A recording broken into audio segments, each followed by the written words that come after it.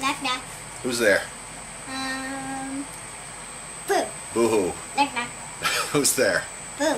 Boo-hoo. Knock knock. Who's there? Boo. Boo-hoo. Knock knock. Who's there? Orange. Orange. Who? Knock knock. Who's there? Aren't you glad I didn't say boo?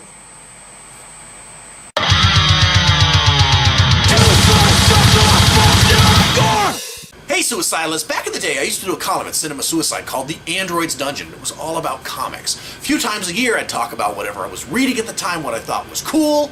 But here's the problem. Since then I have stopped reading comics, at least with the frequency that I did at the time.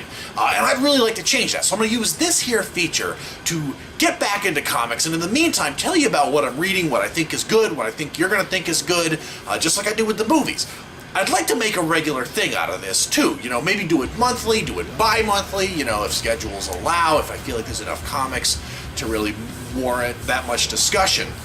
So this month I'm going to kick things off with a look at 3 books that I'm really into right now, and those books are Velvet, Rat Queens, and Letter 44.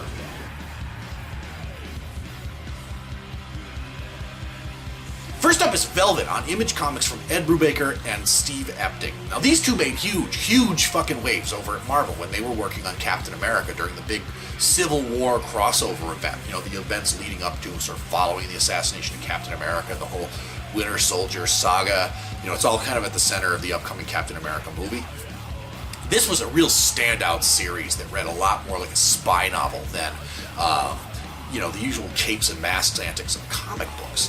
Now they have taken that format and they brought it with them over to Velvet, only in a much more pure form. See, Velvet is about Velvet Templeton, who's like a secretary or a director's assistant to the director of an organization called ARC-7, which is like a super secret network of spies and assassins. Velvet herself used to be an agent, but she's now retired, kind of rides desks and answers phones. But she's dragged back into the action when it would appear that one of their agents has been murdered by one of their agents. And since she and the victim have a sort of romantic past, she springs into action, decides to investigate on her own. She winds up named as a suspect when an intervening ARC-7 team sort of shows up to the victim's pad and finds her there. But they don't know her secret, that she used to be one of them. She winds up surprising them when she kicks their asses. Now, Ed Brubaker is one of my favorite comic book writers working right now. He has a real sense of grit to everything that he writes. It's a great combination of comic book writing, real pulp styling, has a real believable dimension to it also that sort of makes you feel like these characters could actually exist in the real world. This book takes place in the mid-70s, which puts it right in the middle of the Cold War, which is fertile ground for spy, espionage action, real intrigue. Now meanwhile, Steve Epting's art is fucking outstanding. There's a lot of really clean lines. The action just leaps off the page. It really communicates the action perfectly. And the colors are brought to you by Elizabeth Breitweiser, whose palette is just perfect for the setting. You know, I have a really hard time reviewing issue number 1s because the whole thing is kind of a tease to sort of lure you into the rest of the series.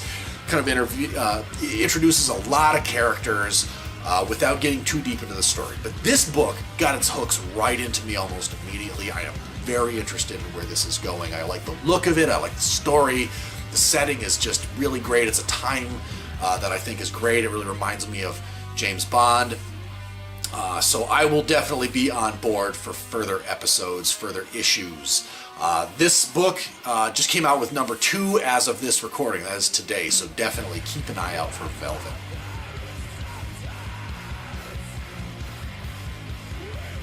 Next up, we have Letter 44 on Oni Press from Charles Soule and Alberto Jimenez Albuqurque. Now, the first issue of this book got a little bit of hype. It's up there on IO9 for reading in its entirety for free. I'll link you to that in the description if it's something you want to check out. Letter 44 is a real-world analogy for the 2009 inauguration of President Obama.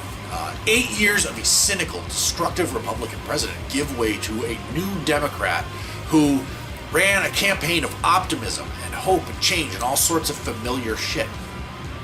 On his first day in office, he sits down to read the letter left to him by his predecessor, where his predecessor reveals to him that The reason for a couple of wars for resources, a bloated, untouchable military budget, and a national economy in ruins is because an alien presence was detected mining the asteroid belt. An unprecedented space program is put into effect that puts a gigantic spacecraft out towards the edge of the solar system in order to physically see with human eyes what is actually out there, because this presence is sort of invisible to us. We just kind of know that it's there. So we are preparing for first contact. That is where all the money was going. Now, this book asks a lot of really interesting real-world questions. Questions like, if Obama's campaign was all about optimism and hope and change and all that kind of stuff, why does he just seem to be extending the Bush policies? It also asks a question that Professor Stephen Hawking put out there when he wondered to the press if we should actually be putting radio waves out into space, because what comes calling may not necessarily be a good thing.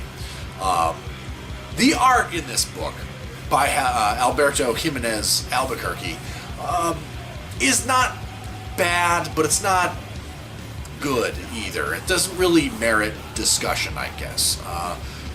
Character figures have a sort of unintentional surrealist quality to them. The color palette is kind of bland. It's just the art in this book doesn't really do a whole lot for me. However, I will sit through anything as long as the story is good, and man alive, is the story good here.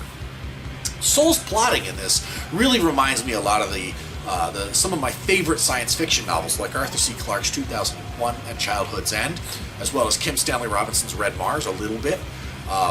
It has a really fascinating angle that I think is really going to surprise people when it comes to the aliens. This is not going to be what I think people are expecting. It is a very fascinating book. I am very interested in where this is going.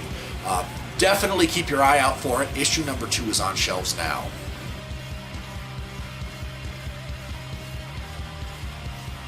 Lastly, we have Rat Queens on Image Comics from writer Kurtis Wiebe and artist Roc Upchurch. I'm saving the best for last with this one. Rat Queens is easily the best comic I have read in the last several years. It's definitely my top pick for best comic of 2013. It's a fantasy book. Fantasy books usually don't really do anything for me, but I'm making an exception for this one because it is just that good. Rat Queens are a gang of 4 female adventurers who sort of make their home in a very familiar fantasy city. If you've ever played a sort of fantasy RPG, pencil and paper or otherwise, you know the setting. The de facto leader of the group is Hannah. She's a sort of psychopath human magic user. There's Betty, who's a halfling rogue.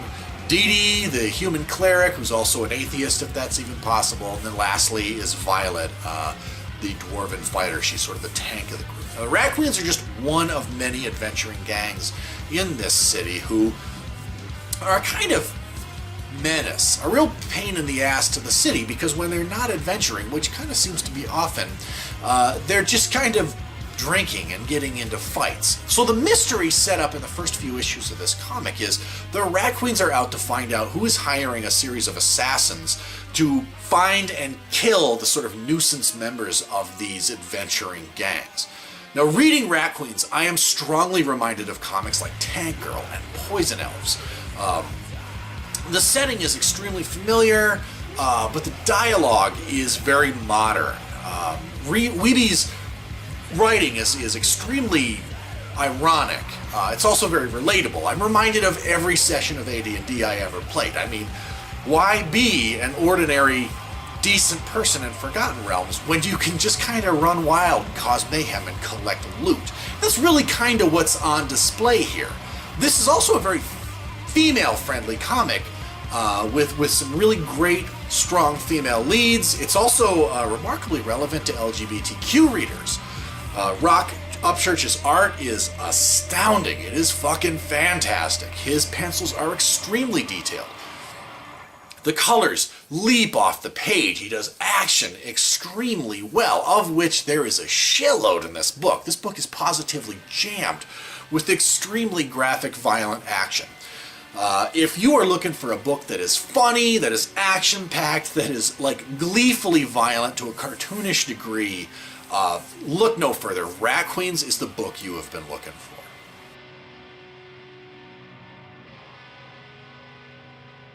Rat Queens, Letter 44, and Velvet, this month's books in the spotlight. So have you read any of these books? I want to know. What do you think of them? And also, what else are you reading? I don't give a fuck if it's an indie or a major. What are your favorite books this month? Take an opportunity to evangelize down in the comments. Now is the time, if you have not already, to join us on the Suicidal Facebook.